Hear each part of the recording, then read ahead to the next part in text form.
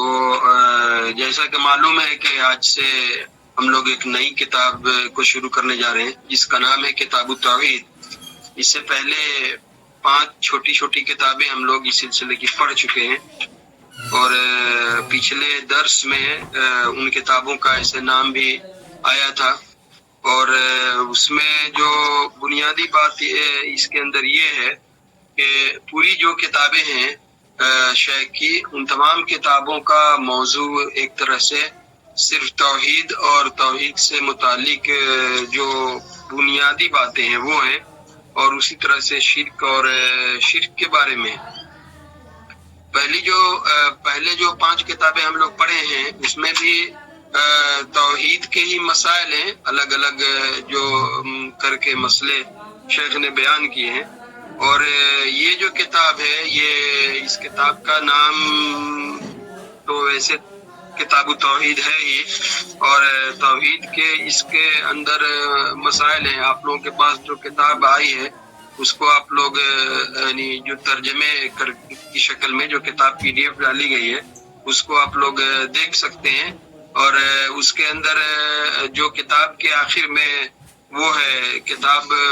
کا جو لیسن سبق سب تقریباً 55-56 سبق ہے،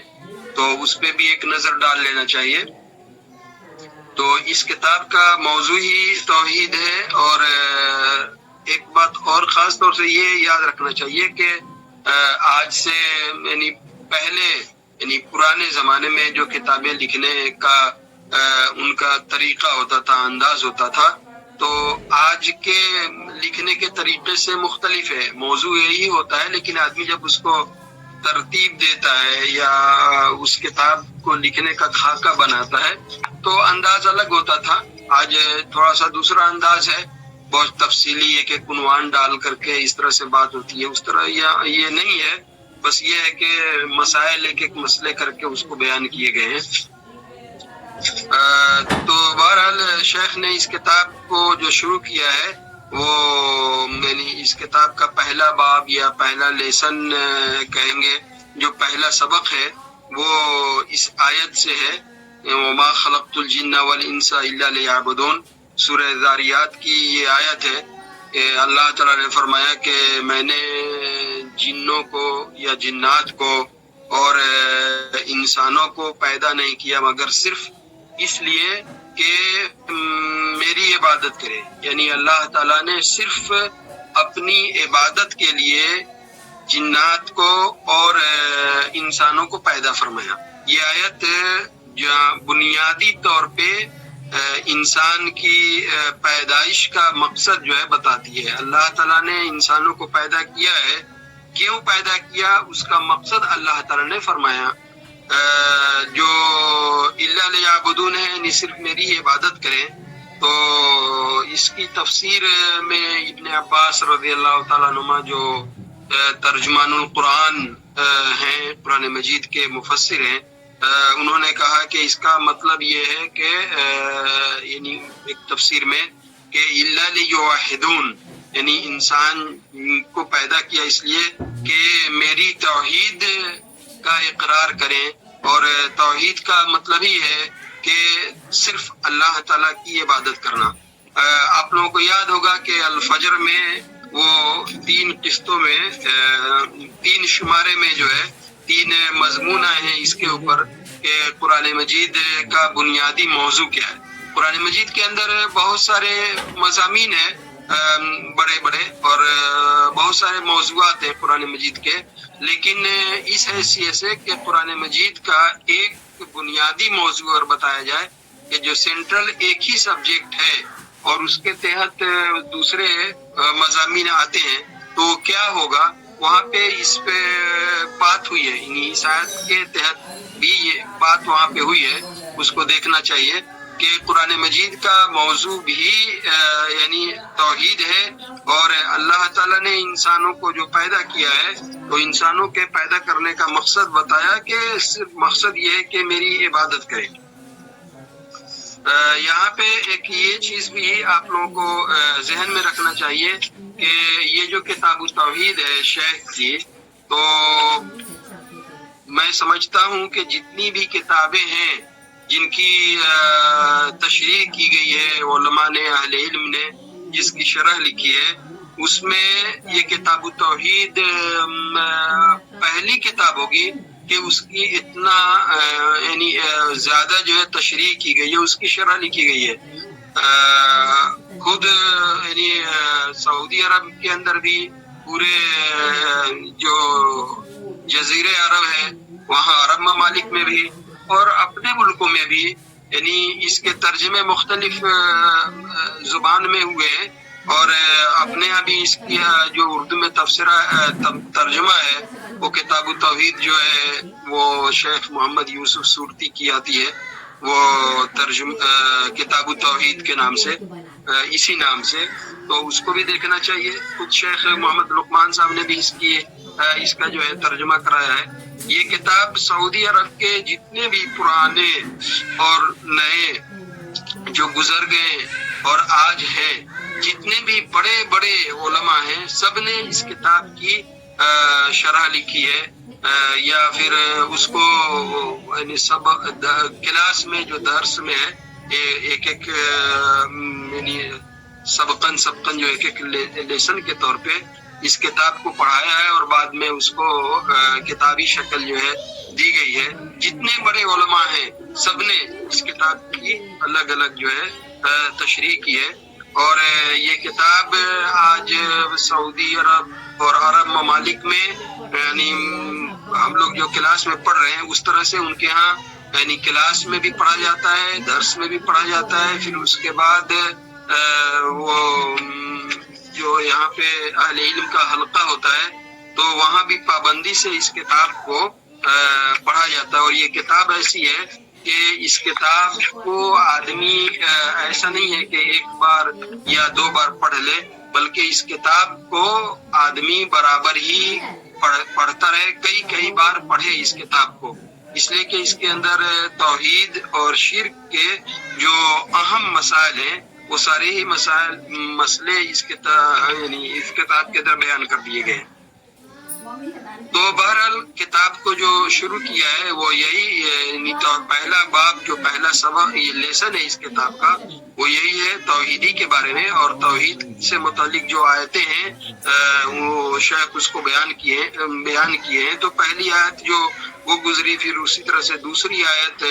اس میں ہے کہ وَلَقَدْ بَعَثْنَا فِي كُلِّ أُمَّةٍ رَسُولًا أَنِ اعْبُدُوا اللَّهَ وَاجْتَنِبُوا الطَّاغُوتَ۔ اللہ تعالیٰ نے فرمایا کہ ہم نے جو ہے ہر قوم کے اندر، ہر گروہ، ہر امت کے اندر رسول کو، پیغمبر کو بھیجا، اور جو ان کو حکم دیا تھا اللہ تعالیٰ نے، ان کی جو ذمہ داری بتائی گئی تھی، جو مقصد بتایا، یعنی بعثت کا بھی، کو جو نبیوں اور رسولوں کو بھیجا، اور یہ سلسلہ تمام اللہ تعالیٰ نے ہر قوم کے اندر بھیجا ہے۔ وَلِكُلِّ قَوْمٍ هَادٍ، تو آدم علیہ السلام سے لے کر کے اور پھر خاتم النبیین صلی اللہ علیہ وسلم تک یہ سلسلہ ہے۔ تو سب میں ایک طرح سے نبی، ایک جہاں پہلی آیت میں انسان کی پیدائش کا اور اس کی زندگی کا مقصد اللہ تعالیٰ نے طے کیا، تو اسی طرح سے اس میں بھی کہ انسانوں کی ہدایت کے لیے، رہنمائی کے لیے اللہ تعالیٰ نے نبیوں اور رسولوں کا بھی سلسلہ شروع کیا۔ تو ان سب کی یعنی کا جو کام ہے، اس کا بنیادی جو مقصد ہے وہ بھی بتایا۔ وہ کیا ہے کہ اللہ تعالیٰ کی عبادت کریں، ان اعبدوا اللہ، اللہ تعالیٰ کی عبادت کریں، واجتنبوا الطاغوت، اور اللہ تعالیٰ کو چھوڑ کر کے دوسرا جو بھی ہو غیر اللہ، جسے آدمی معبود بنا لے اور معبود کے درجے میں رکھے، تو اس سے جو ہے دوری اختیار کریں، اس سے بچیں۔ تو یہاں بھی وہی ہے، اللہ کی عبادت کرنا، اور اللہ کی عبادت کے ساتھ وہ یہ ہے کہ اللہ کو چھوڑ کر جو غیر اللہ ہے اس کی عبادت سے یہ بچنا۔ تو یہ بھی مقصد، عبادت جو بتایا گیا ہے وہ باتیں آگے آئیں گی بھی، یعنی عبادت کی جو ایک اہم اور بڑی شکل اور صورت ہے کہ جیسے نماز پڑھنا ہے، زکوٰۃ دینا ہے، روزے رکھنے، جو دین اسلام کی بنیادوں میں سے 4 ہے، اور حج کرنا یہ ہے۔ لیکن عبادت ہر وہ چیز ہے، ہر وہ عمل ہے جو آدمی عمل کرتا ہے، بات کرتا ہے، چاہے وہ آدمی ظاہری طور پہ کرتا ہے، باطنی طور پہ کرتا ہے اپنی زندگی میں، اور وہ جس سے اللہ تعالیٰ کی رضا جوئی مقصد ہو، اللہ تعالیٰ کی خوشنودی حاصل کرنا مقصد ہو، تو یہ سب جو ہے عبادت میں آتے ہیں۔ تو عبادت کا مطلب صرف یہی جو آدمی کرتا ہے نماز روزے وغیرہ وہ ہے، لیکن اتنا ہی تک عبادت کا دائرہ مقصود نہیں ہے۔ عبادت پوری زندگی کے لیے ہے کہ آدمی پوری زندگی کو اللہ کی عبادت اور اس کی بندگی کے دائرے میں رکھے۔ تو یہ نبیوں کے بھیجنے کا مقصد اللہ تعالیٰ نے بتایا، اور یہاں پہ یہ ہے کہ عبادت ہے، اور دوسری چیز یہ ہے کہ جو عبادت کے ساتھ وہی طاغوت شرک ہے جو بھی غیر اللہ میں آتے ہیں، طاغوت کی کا دائرہ بھی بہت بڑا ہے، تو کہا کہ اس سے جو ہے یہ بچنا، یعنی اللہ کی عبادت اور اللہ کے مقابلے میں جو بھی ہے غیر اللہ ہے اس سے بچنا، اس کی عبادت سے بچنا۔ تو اس آیت میں بھی وہی توحید کو جو ہے بیان کیا گیا۔ پھر اس کے بعد ہم یہ کریں گے کہ کتاب چونکہ بہت بڑی ہے، اس کے اندر جیسے بتایا 55-56 مسئلے ہیں، تو ہم اس کو ایک طرح سے جلدی ایسے کہ جو بنیادی اہم باتیں ہیں وہ سامنے ہیں، زیادہ اسکول اور کالج کے پڑھنے والے لوگ ہیں، تو جو اہم باتیں ہیں پہلے سامنے آئیں، آپ بھی اس کو پڑھیں، پھر اس کے بعد دیکھیں گے کہ اس کو دوبارہ پڑھیں یا آپ لوگ بھی اپنے طور پہ اس کو پڑھیں گے، تو ایک طرح سے پوری کتاب کا جو خاکہ ہے وہ سامنے آ جائے۔ اسی طرح سے تیسری آیت ہے، اللہ تعالیٰ نے فرمایا کہ وَقَضَىٰ رَبُّكَ أَلَّا تَعْبُدُوا إِلَّا إِيَّاهُ، یعنی اللہ تعالیٰ نے یہ فیصلہ کیا کہ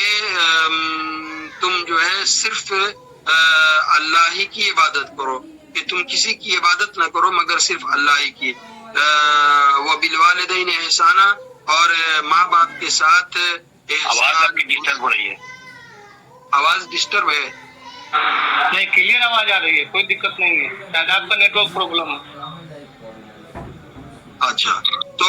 اور ماں باپ کے ساتھ یعنی والدین کے ساتھ احسان، حسن سلوک اور اچھا برتاؤ کریں۔ تو یہاں تیسری آیت میں بھی آپ دیکھیں کہ جو بھی باتیں یہاں پہ آ رہی ہیں صرف توحید کے بارے میں، عبادت، توحید کا مطلب صرف ایک اللہ کی جو وحدہ لا شریک ہے اس کی عبادت کرنا، تو اسی سے متعلق جو آیتیں ہیں قرآن مجید کی ان کو جو ہے شیخ بیان کر رہے ہیں۔ تو اللہ تعالیٰ نے یہ فیصلہ کیا کہ تم کسی کی عبادت نہ کرو مگر صرف اللہ ہی کی، اسی کی عبادت کرو، اور والدین کے ساتھ، ماں باپ کے ساتھ حسن سلوک کرو۔ تو یہاں پہ یعنی ایک طرح سے اشارے میں یہ بات ہے کہ اللہ تعالیٰ کے حقوق کے ساتھ اللہ تعالیٰ نے ماں باپ کے حقوق کو بیان کیا ہے، تو اس سے ماں باپ کے حقوق کی اہمیت اور اس کی حیثیت اور اس کی عظمت کا بھی اندازہ ہوتا ہے۔ اللہ تعالیٰ نے اپنے حقوق کے ساتھ جو انسانوں میں جن کے حق کو بیان کیا ہے وہ ماں باپ کے حق کو بیان کیا ہے۔ تو یہاں پہ بھی یہی ہے کہ اللہ تعالیٰ کا یہ یعنی طے شدہ ایک فیصلہ ہے کہ صرف اللہ ہی کی عبادت کرنا ہے، اللہ کو چھوڑ کر کسی کی بھی عبادت نہیں کرنا ہے۔ اسی طرح سے پھر اللہ تعالیٰ نے فرمایا وَاعْبُدُوا اللَّهَ وَلَا تُشْرِكُوا بِهِ شَيْئًا، کہ اللہ کی عبادت کرو اور اللہ کے ساتھ اللہ کی عبادت میں کسی کو شریک اور ساجی نہ ٹھہراؤ۔ تو وہی جو لا الہ الا اللہ میں جو مطلب ہے کہ اللہ کی عبادت کرنا اللہ ہی معبود ہے، اور صرف اللہ ہی معبود ہے، اللہ کے علاوہ کوئی معبود نہیں ہے۔ اور جو اس کے اندر بتایا کہ نفی اور اثبات، یعنی ایک طرح سے اللہ کی کو معبود ماننا ہے، اللہ کی عبادت کرنا ہے، اور اس سے پہلے یہ ہے کہ اللہ کے سوا جو بھی ہے اس کی معبودیت کا یا اس کی عبادت کا، اس کے معبود ہونے کا انکار کرنا ہے۔ یہاں بھی اسی کو دوسرے انداز میں ہے کہ وَاعْبُدُوا اللَّهَ وَلَا تُشْرِكُوا بِهِ شَيْئًا، کہ اللہ تعالیٰ کی عبادت کرو اور اللہ کے ساتھ کسی کو شریک اور ساجی نہ ٹھہراؤ۔ اور پھر اللہ تعالیٰ نے فرمایا کہ قُلْ تَعَالَوْا أَتْلُ مَا حَرَّمَ رَبُّكُمْ عَلَيْكُمْ أَلَّا تُشْرِكُوا بِهِ شَيْئًا، یہ جو آیت ہے یہ بہت یعنی اہم آیت اس لحاظ سے ہے کہ اس کے اندر 10 باتوں کی تعلیم دی گئی ہے، 10 باتوں کی وصیت کی گئی ہے. اور عبداللہ بن مسعود رضی اللہ تعالیٰ عنہ سے روایت ہے، وہ کہتے ہیں کہ یہ وہ 10 باتیں ہیں جس کی اللہ تعالیٰ نے وصیت کی ہے. نبی صلی اللہ علیہ وسلم نے اس پہ ایک طرح سے مہر لگایا. تو اس میں جو پہلا حق ہے یہاں جو بتانا ہے توحید کے سلسلے میں، کہ اللہ تعالیٰ نے نبی صلی اللہ علیہ وسلم سے بتایا کہ اپنی قوم کے لوگوں سے، کہ ظاہر ہے کہ وہاں پہ یہود تھے، نصرانی تھے، اور جو اہل کفر اور اہل شرک تھے، یہ سب تھے. اور ان سب کو نبی صلی اللہ علیہ وسلم نے یہ کہا کہ تم سب کے سب آؤ اور میں تمہیں یہ پڑھ کے سنا دوں جو اللہ تعالیٰ کا حکم ہے کہ اللہ تعالیٰ نے تمہارے اوپر اس بات کو حرام کیا ہے کہ تم اللہ تعالیٰ کے ساتھ کسی کو شرک کرو. گویا کہ توحید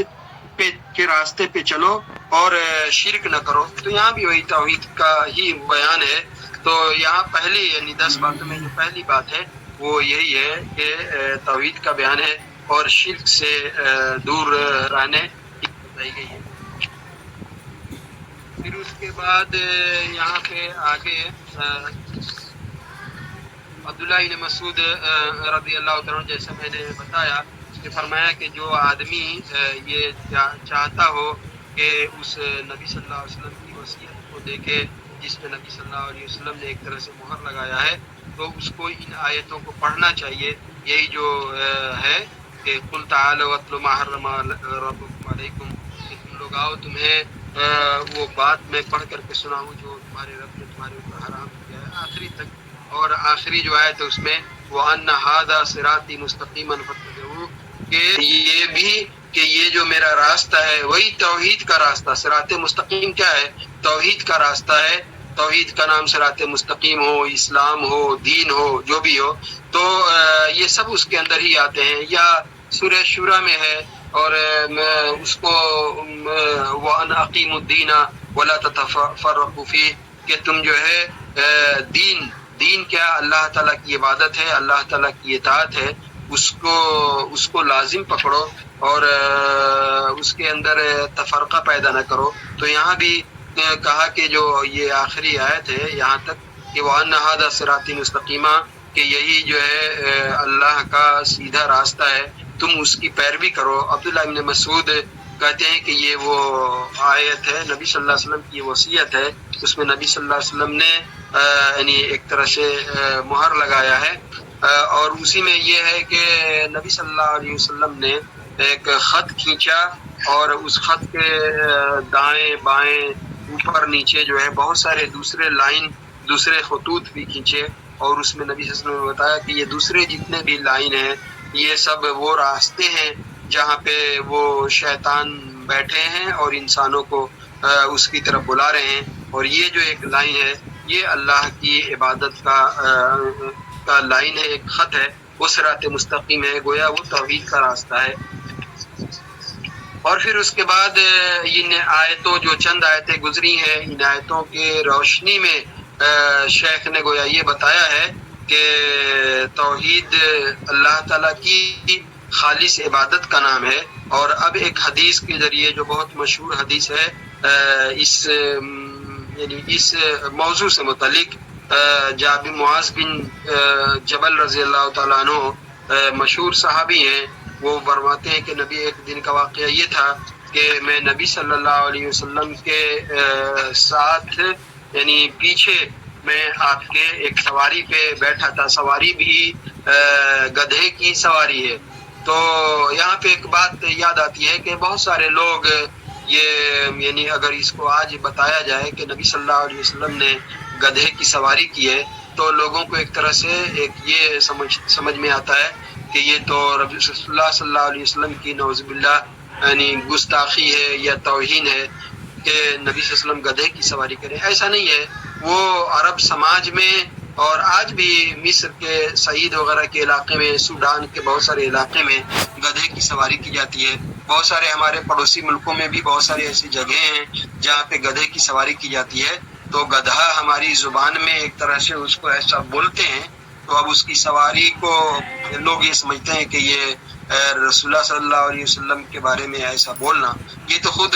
صحیح ثابت حدیث ہے، ایک واقعہ ہے۔ معاذ بن جبل بیان کرتے ہیں کہ نبی صلی اللہ علیہ وسلم نے سواری کی ہے، نبی صلی اللہ علیہ وسلم کی جہاں پہ تیز رفتار سواری اونٹنی تھی، وہیں آپ نے اس کی بھی سواری کی ہے، تو آپ صلی اللہ علیہ وسلم اس پہ سوار تھے، وہ ایک جانور ہے، آپ صلی اللہ علیہ وسلم نے اس کی سواری کی ہے، اتنی ہی بات ہے، اس سے کوئی توہین اور گستاخی، بلکہ نبی صلی اللہ علیہ وسلم کی اس میں جو تواضع اور نبی صلی اللہ علیہ وسلم کی سادگی کی شان ہے اور عظمت ہے، وہ پہلو یہاں پہ سمجھ میں آتی ہے کہ نبی صلی اللہ علیہ وسلم اور نبی صلی اللہ علیہ وسلم کی جو سادگی کی ایک عظمت اور اس کی نشانی یہ ہے کہ اگر بہت سارے لوگ ایک ساتھ ہوں، جماعت ہوں، تو جو کوئی دیکھنے والا باہر سے آدمی آتا تو وہ بیان کرتا کہ ہمارے لیے پہچاننا مشکل تھا کہ اس میں نبی صلی اللہ علیہ وسلم کون ہیں، مطلب آپ کی سادگی کی ایک طرح سے کوئی ایسا بنا کر کے نہیں رکھا تھا، نہیں، صحابہ کرام میں جو عام انداز سے رہتے تھے اس طرح سے رہتے تھے، تو اسی طرح سے اس بات کو بھی دیکھنا ہے کہ گدھے کی سواری کی، آپ اس پہ سوار تھے، معاذ بن جبل کو پیچھے بیٹھا لیا۔ اور یہاں پہ ایک بات یاد آئی جو شروع میں بولنا تھا، مجھے ابھی ذہن میں وہ بات آئی، میں اس کو بولوں۔ یہ جو کتاب ہے کتاب التوحید، یا توحید کے بارے میں برابر جو درس دیتے تھے شیخ محمد بن عبد الوہاب، ایک روز کا واقعہ ہے، وہ کچھ دیر سے آئے، اپنے طلبہ کے درمیان دیر سے آئے، اور وہاں پہ طلبہ کو اپنے دیر سے آنے کی وجہ بتائی، مشہور واقعہ ہے اور بہت خاص اس میں سبق ہے، طلبہ کو اپنے دیر سے آنے کی ایک وجہ بتائی، اور ہو سکتا ہے کہ قصداً آپ نے ایسا سمجھانے کے لیے انداز اختیار کیا ہو، کہا کہ ہم نے دیکھا کچھ لوگوں کو کہ وہ لوگ جو ہے وہ غیر اللہ کے نام پہ کوئی جانور جو ہے ذبح کر رہے تھے، وہاں بہت بھیڑ تھی، تو اس کی وجہ سے میں رک گیا۔ لڑکوں نے جو طلبہ تھے آپ کے سنا، تو ایک طرح سے تھوڑی دیر کے لیے ناگواری کا اظہار کیا، لیکن کوئی بہت زیادہ فرق نہیں ان کو محسوس ہوا۔ پھر شیخ نے اسی کے ساتھ کہا کہ ہاں، میں نے ایک ایسے آدمی کو بھی دیکھا کہ اس آدمی نے زناکاری کی ہے، یعنی غلط وہ کام کیا ہے، زنا کیا ہے، اور لوگ اس پہ بہت بھیڑ لگائے ہوئے ہیں۔ یہ جو دوسرا واقعہ طلبہ نے سنا، تو طلبہ نے بہت زیادہ ناگواری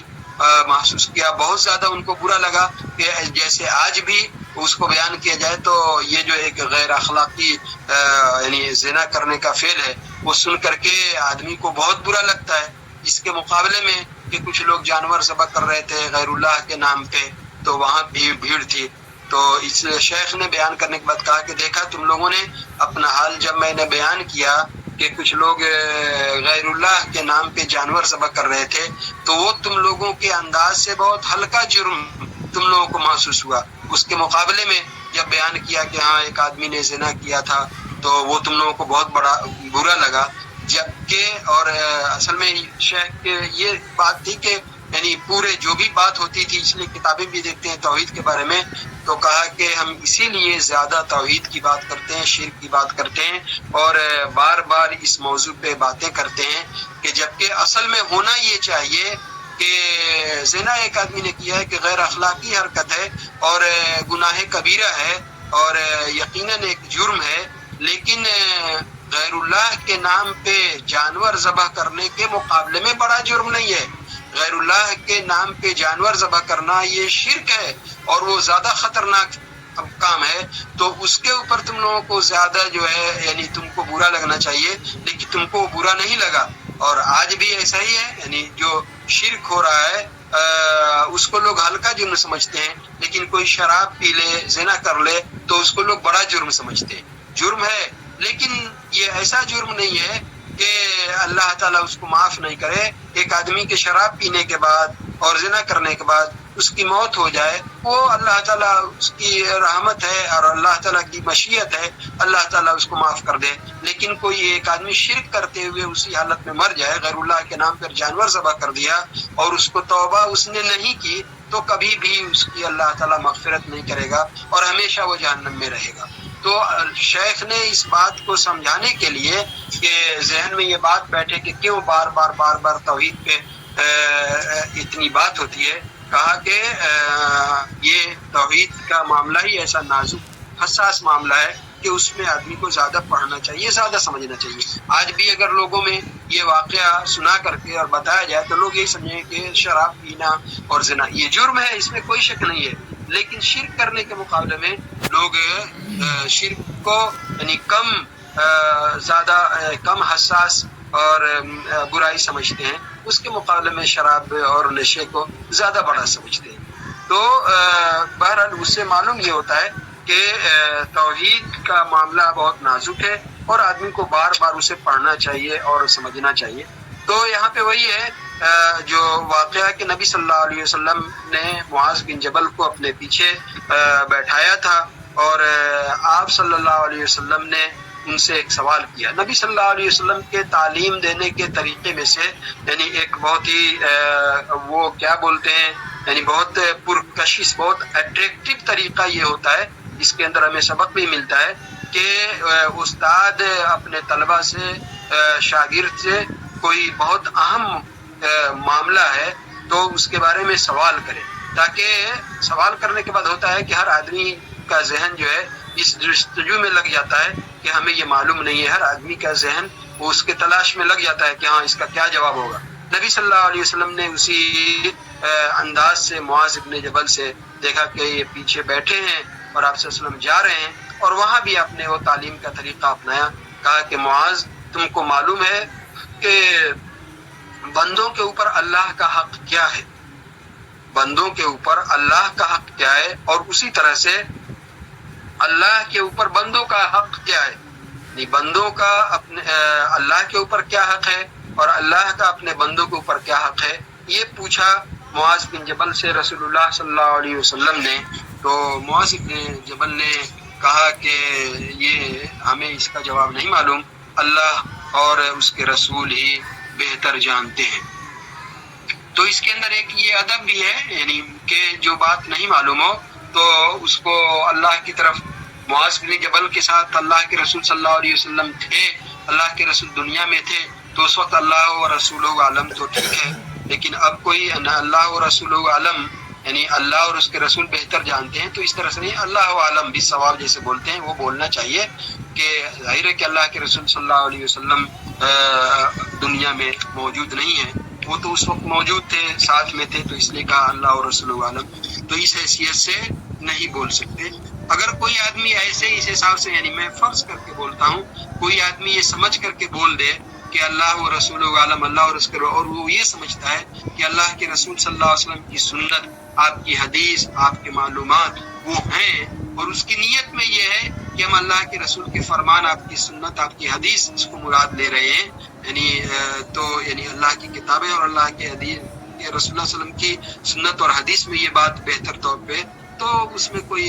حرج نہیں ہے، لیکن اللہ عالم بھی ثواب یہ زیادہ کہنا چاہیے۔ تو بہرحال معاذ بن جبل نے اسی اپنے یعنی بہت مہذب اور ادب کے انداز میں کہا کہ ہمیں تو اس کا علم نہیں۔ اللہ کے رسول صلی اللہ علیہ وسلم نے چونکہ متوجہ کرنے کے لیے اس نے پوچھا ہی تھا، تو کہا کہ اللہ کا اپنے بندوں کے اوپر حق کیا ہے، وہ یہی ہے۔ شیخ اس حدیث کو یہاں پہ کیوں لائے ہیں یہاں پہ، تو یہی بات ہے، یعنی اس لیسن میں اور اس موضوع پہ کہا کہ بندوں پہ اللہ کا حق یہ ہے کہ بندے اللہ کی عبادت کریں اور اللہ کے ساتھ کسی کو بھی شریک اور ساجی نہ ٹھہرائیں، یہ حق ہے۔ یعنی جو اللہ کا پہلا حق ہے بندوں کے اوپر، وہی توحید کا حق ہے کہ اللہ تعالیٰ کی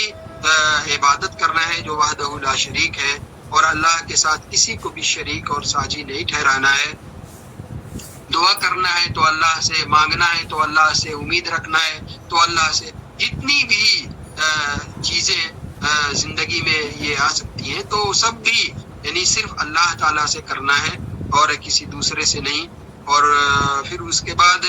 بندوں کا اللہ کے اوپر حق کیا ہے، جو اللہ نے اپنے اوپر اپنی رحمت سے لازم ٹھہرایا ہے کہ بندوں کا اللہ کے اوپر حق ہے، یعنی بندوں نے اللہ کے اوپر فرض نہیں ٹھہرایا، اللہ تعالیٰ نے اپنی رحمت سے بندوں کا اپنے اوپر حق جو ہے یہ بنایا ہے، وہ یہ ہے کہ جو آدمی اللہ تعالیٰ کے ساتھ شرک نہیں کرتا ہے، جو آدمی شرک میں مبتلا نہیں ہے، اللہ تعالیٰ اس کو جہنم میں سزا نہ دے، جہنم میں نہ ڈالے، جہنم کی آگ میں نہ ڈالے۔ یہ گویا بندوں کا اللہ پہ حق ہے جو اللہ کے ساتھ کسی کو شریک نہ ٹھہرائے۔ اس لیے پہلے بھی بار بار یہ حدیث آئی ہے کہ جو آدمی یعنی لا الہ الا اللہ کو اخلاص کے ساتھ کہتا ہے، سچے دل سے کہتا ہے، اور اس کے تقاضے کو اس کو سمجھتے ہوئے اس کو کرتا ہے، تو گویا وہ جو ہے جنتی ہے۔ اور جس نے اس شرک نہیں کیا ہو، تو اللہ تعالیٰ کے اوپر بندے کا حق ہے کہ جس نے شرک نہیں کیا، جو شرک نہیں کرتا ہے، اللہ تعالیٰ اس کو جہنم میں نہ ڈالے۔ اس لیے اہل سنت والجماعت کا یہ بنیادی عقیدہ ہے کہ کوئی آدمی چاہے وہ گناہ کبیرہ جو بھی دنیا میں جو دوسرے گناہ ہیں، شرک کو چھوڑ کر کے وہ آدمی کیا اور اسے توبہ نہ کر سکا اور اسی حالت میں مر گیا، چاہے شراب کی ہو، زناکاری کی ہو، چوری کی ہو، جو بھی ہو، اور وہ توبہ نہیں کر سکا، مر گیا، تو اللہ تعالیٰ کی رحمت اور اللہ تعالیٰ کی مشیت کے اوپر ہے، اللہ تعالیٰ اس کو معاف کر سکتا ہے، یا پھر کچھ اس کو اس کی سزا دے کر کے پھر جنت میں ڈال لے۔ لیکن اگر کوئی آدمی شرک کر کے مرا، شرک کی حالت میں مرا اور زندگی ہی میں اس شرک سے توبہ نہیں کر سکا، تو گویا کہ ہمیشہ ہمیشہ کے لیے وہ جہنمی ہے، جہنم کی آگ میں رہے گا، اللہ تعالیٰ اس کو معاف نہیں کر سکتے۔ ہاں زندگی میں شرک سے توبہ کر لے تو اللہ شرک کا توبہ کا دروازہ جو ہے وہ آخر تک کھلا ہوا ہے۔ تو یہاں پہ یہی بتایا کہ اللہ تعالیٰ پہ بندے کا حق یہ ہے کہ اللہ تعالیٰ ایسے آدمی کو سزا نہ دے جو آدمی شرک نہیں کرے۔ تو معاذ بن جبل بڑے پیارے انداز میں اللہ کے رسول صلی اللہ علیہ وسلم سے کہتے ہیں کہ اللہ کے رسول، کیا میں اس بات کی، یعنی یہ جو تعلیم دی ایک اہم بات اس کی، کیا میں لوگوں کو یہ خوشخبری نہ سنا دوں، لوگوں میں منادی نہ کر دوں، لوگوں میں یہ بات اعلان کر کے نہ بتا دوں، خوشخبری نہ دوں کہ اتنی بڑی خوشخبری ہے کہ توحید پہ کسی کی موت ہو، شرک نہیں کرے، تو کیا ہے؟ نبی صلی اللہ علیہ وسلم نے کہا کہ نہیں، لوگوں کو یہ بات نہ بتاؤ، کیونکہ وہ لوگ اسی پہ بھروسہ کر کے، اسی پہ تکیہ کر کے بیٹھ جائیں گے اور عمل نہیں کریں گے۔ یہ روایت جو ہے بخاری اور مسلم دونوں کے اندر ہے، بخاری شریف کے اندر بھی ہے، مسلم شریف کے اندر بھی ہے۔ تو معاذ بن جبل رضی اللہ تعالیٰ نے بعد میں اس بات کو بتایا، اور نبی صلی اللہ علیہ وسلم نے اس وقت جو ہے یہ منع کیا تھا کہ ہاں ابھی لوگوں کو یہ نہیں بتانا ہے، لوگ جو ہے عمل چھوڑ دیں گے۔ لیکن بعد میں چونکہ یہ علم کا معاملہ تھا تو معاذ بن جبل نے جو ہے بعد میں اس چیز کو بتایا۔ تو اس کے اندر یہ ہے کہ جو توحید ہے، اس توحید کی یعنی فضیلت اور اس توحید کی اہمیت اور اس کا جو مقام ہے وہ بتایا گیا ہے۔ اور اس روایت میں کہ آدمی اگر شرک نہیں کرتا ہے، اس کے اندر دوسرا گناہ بھی اگر ہے اور وہ اس کی موت ہو جائے تو اللہ تعالیٰ وہ دوسرے گناہ کو معاف کر دے گا، لیکن جو شرک ہے اس کو معاف نہیں کرے گا۔ تو یہ ایک طرح سے یہ ہمارا جو یہ پہلا باب ہے، یعنی جس کے اندر توحید کے بارے ہی میں جو آیتیں تھیں اور ایک حدیث بھی، اس پہ اس باب کو ختم یہ ہو جاتا ہے۔ پھر یہیں پہ ہم اس چیز کو روکتے ہیں، میرے خیال سے ٹائم بھی ہو ہی رہا ہے، 2-3 منٹ باقی ہے۔ اگر آپ لوگوں کو اس سلسلے میں کچھ سوال پوچھنا ہے تو پوچھ سکتے ہیں۔ اور میں یہ کہوں گا کہ جو کتاب آپ لوگوں کو PDF میں ملا ہے، اس کو بھی پہلے اس کا جو لسٹ ہے، فہرست ایک چیپٹر ہے، اس کو بھی دیکھیں اور اپنے طور پہ بھی پڑھتے رہیں۔ ہم لوگ یہاں ہلکے انداز سے جلدی جو ہے ایک نظر اس کتاب پہ ڈالیں گے، لمبی کتاب ہے، انشاءاللہ دیکھیں۔